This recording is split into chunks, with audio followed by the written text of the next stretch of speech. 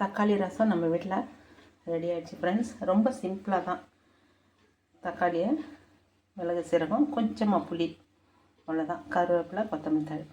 தக்காளி ரசம் அட்டகாசமாக நமக்கு ரெடி ஆகிடுச்சு. இதை நம்ம சூப் மாதிரி ஆற வச்சு குடிக்கலாம். சாதத்துக்கும் சேர்த்து போட்டு சாப்பிடலாம். வாங்க ஃப்ரெண்ட்ஸ், நான் தக்காளி ரசம் எப்படி செஞ்சேன்னு உங்களோட ஷேர் பண்ணிக்கிட்டே வீடியோ போகிறேன். இது நான் சாப்பாட்டுக்கு சைட் டிஷ்ஷாக காலிஃப்ளவர் 65 செஞ்சுருக்கேன். அதுவும் வீடியோவில் வருது. வாங்க ஃப்ரெண்ட்ஸ், எப்படி செய்யலான்னு பார்த்துடலாம். ஃப்ரெண்ட்ஸ், நான் ஒரு 10 மணிக்கு இன்றைக்கி வெறும் ரசம் தான். லீவ் நாள், பண்டிகையில் நிறைய ஹெவியாக எல்லாத்தையும் ஆசைக்கும் சம்பிரதாயத்துக்கும் சாப்பிட்டாச்சு. அதுக்கப்புறம் இன்றைக்கி ரசம், தக்காளி ரசம்.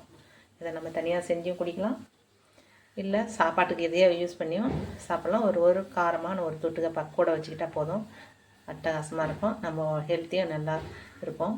நான் கொஞ்சம் புளி எடுத்துக்கிட்டேன், ஒரு 3 தக்காளி பழமாக எடுத்துக்கிட்டேன். இதை நான் கொஞ்சம் நேரம் தண்ணியில் கொதிக்க வச்சு அப்புறம் ஆற வச்சு ரசத்துக்காக கரைச்சி எடுத்துக்குவேன்.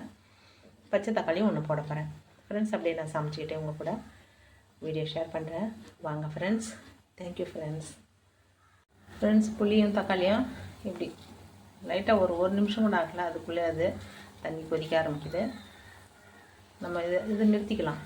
அது அப்படியே சூடு ஆறுறதுக்குள்ளே அது மீதியெல்லாம் வெந்து அதில் ஜூஸ் கரைக்கிறதுக்கு, நமக்கு ரசம் எடுக்கிறதுக்கு ரொம்ப ஈஸியாக இருக்கும். நான் அடுப்பு நிறுத்திக்கிறேன். ஃப்ரெண்ட்ஸ், நல்லா ஆறின பிறகு நம்ம இந்த புளி, தக்காளி இதெல்லாம் நல்லா கரைச்சி திப்பியெல்லாம் தனியாக எடுத்துடலாம்.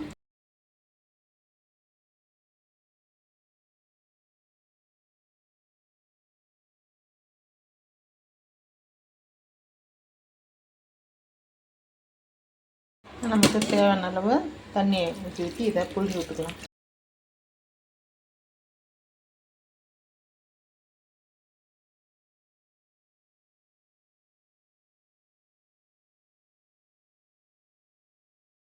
இந்த சாரில் நம்ம உப்பு போட்டுக்கலாம் தேவையான அளவு.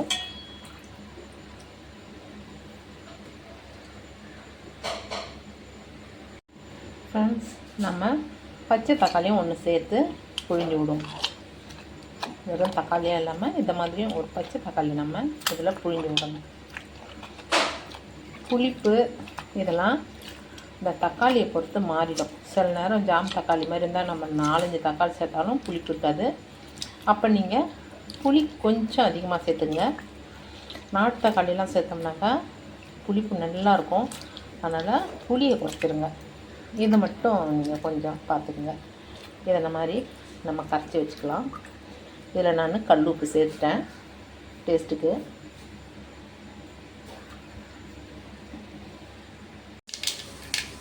இந்த எண்ணெயை கொஞ்சமாக ஊற்றி காய வச்சு கடுகு போட்டு தாளிக்கிறது எப்பயும் செய்கிறது தான். இதெல்லாம் ரொம்ப பேசிக் தான். நம்ம அம்மா செய்கிறத பார்த்தே கற்றுக்கிட்ட சமையல் இதெல்லாம். தாளிக்கிறது தான். ரசத்துக்கு கொஞ்சமாக எண்ணெய் ஊற்றிக்கலாம், நிறைய எண்ணெய் ஊற்றிக்கூடாது. இப்போ நம்ம கருவேப்பிலை, காஞ்ச மிளகாய்,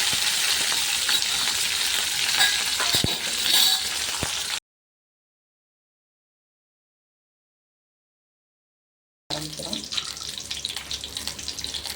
இவ்வளோதான். இது நம்ம கரைச்சி வச்சுக்கிறத தக்காளி சாறு, ரசம்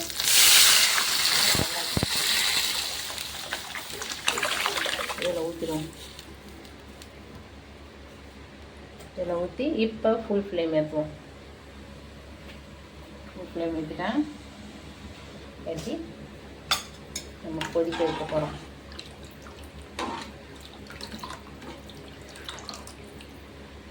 உப்பு, உங்கள் புளி டேஸ்ட்டு இதெல்லாம் நம்ம முடிவு பண்ணிக்கலாம். இப்போ வந்து இந்த கருவேப்பிலை கொத்துக்களை நான் இதில் போட்டுடுறேன். இந்த தண்டு, கொத்தமல்லி தண்டெல்லாம் தூக்கி போட்டுறாதீங்க. இதில் போட்டு முன்னாடியே கொதிக்க வைக்கிறதுல இறக்குங்க. கருவேப்பிலை கொத்தமல்லியில் நம்ம காய போடுறதுக்கு பதிலாக நல்ல தாராளமாக இதில் நம்ம சமையலில் சேர்த்துக்கிட்டே வரலாம். இது கொதிக்கட்டும். நம்ம அதுக்குள்ளே மிளகு, சீரகம் இடிச்சுக்கலாம், இல்லை மிக்சியில் அரைச்சிக்கலாம்.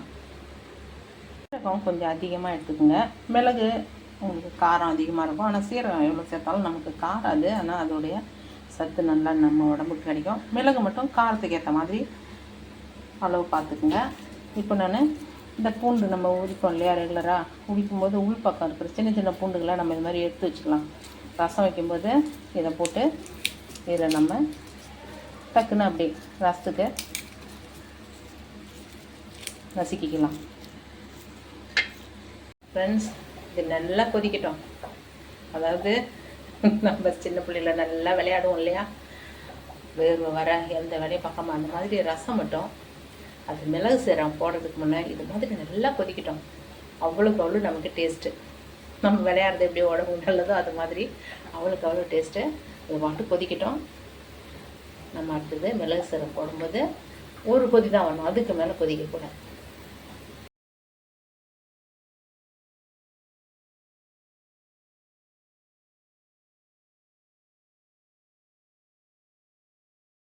கொதிக்குது. இப்போ நமக்கு தேவையான கொதிச்சிச்சு. நம்ம வந்து மிளகு சீரகம் சேர்த்துக்கலாம். பெருங்காயம், பக்கத்தில் இந்த காலிஃப்ளவர் 65 போடுறதுக்காக வச்சுருக்கேன். பெருங்காயம் அளவாக சேர்த்துக்குங்க. மஞ்சத்தூள் நான் இப்போ தான் சேர்ப்பேன். அதுக்கப்புறம் இந்த இறக்க போகும்போது போடுறதுன்னுவாங்களே, இதெல்லாம் நான் இறக்க போகும்போது போடுவேன். கொஞ்சம் கொத்தமல்லி கருவேப்பிலை. இது ஒரு கொதி தான் கொதிக்கணும். ஏன்னா இந்த சூட்லேயே நமக்கு மிளகு சீரகத்துடைய அந்த சாறு ரசத்துக்குள்ளே இறங்கிடும். இப்போ நான் நல்லா கமன்னு வருது. நிறுத்துறதுக்கு முன்னாடி நம்ம மிக்சியில் அரைச்ச மிக்சியில் இருக்குது அந்த தண்ணியை கொஞ்சம் ஊற்றி அதை அமைதிப்படுத்திட்டு நம்ம அதுக்கப்புறம் அடுப்பு நிறுத்துவோம்.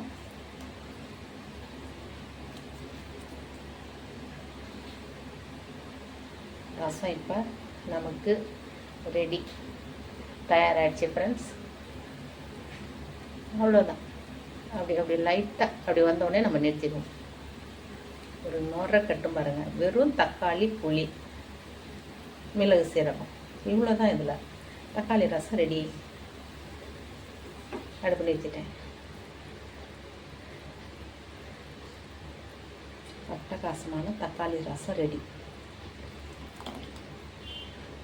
இதை நம்ம தனியாக அப்படி ஊற்று மாதிரி எடுத்து சூடு வெதுன்னு இருக்கும்போது சூப்பாக குடிக்கவும் செய்யலாம்.